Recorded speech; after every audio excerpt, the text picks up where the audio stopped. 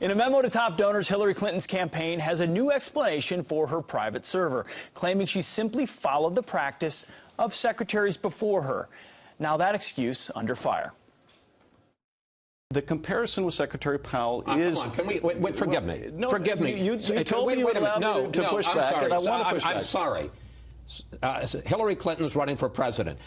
Colin Powell is not running for president. The rules in 2004 were completely different. Can we please state the issue of what Hillary Clinton did or didn't do and not talk about Colin Powell? Well, I know you don't want to talk about Colin Powell because it's irrelevant to the issue. It isn't irrelevant in this sense. If you look, please, how can she say it was secure when they had to turn off the server because there were attacks?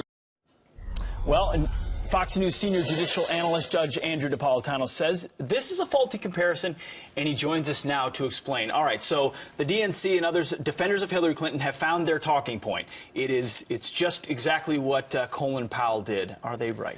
Well, Chris Wallace did a superb job of stopping Congressman Schiff in his tracks. There's no comparison at all. Before we get to the comparison, Pete, it's very telling that John Podesta, the chair of the entire campaign, sent a 600-word memo to Mrs. Clinton's donors, to her heaviest donors, because they are finally recognizing the legal trouble that she is in over the emails, and they are scrambling at any opportunity they can to justify it.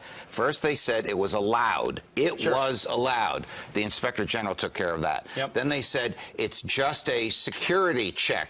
The director of the FBI said, well, we don't do these security checks. We investigate crimes. Now they're saying, well, okay, we did everything they said we did, but Colin Powell did the same. So to your question, General Powell, Secretary Powell, trying to push the State Department into the digital age, from time to time replied to emails that were sent to him on his state.gov with his Gmail account.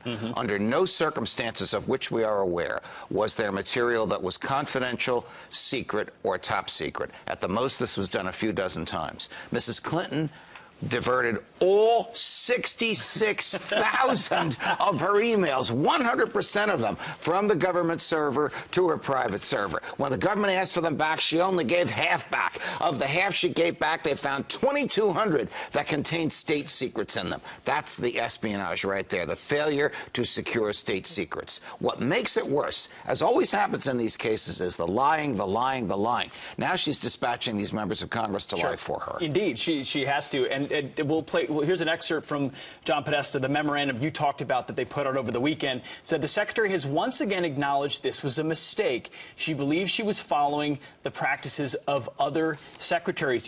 As you point out, for the chair of her campaign to send out this kind of memo demonstrates it's a 4-alarm, 5-alarm fire at this point inside that campaign. She probably did not share with him the oath that she took on her first day in office after a 2-hour tutorial given to her by FBI agents.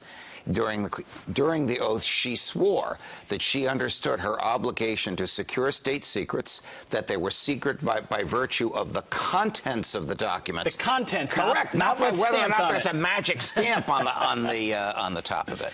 I think she's in grave legal trouble, and I think it's going to come to a head very soon. I believe that the investigation is just about over.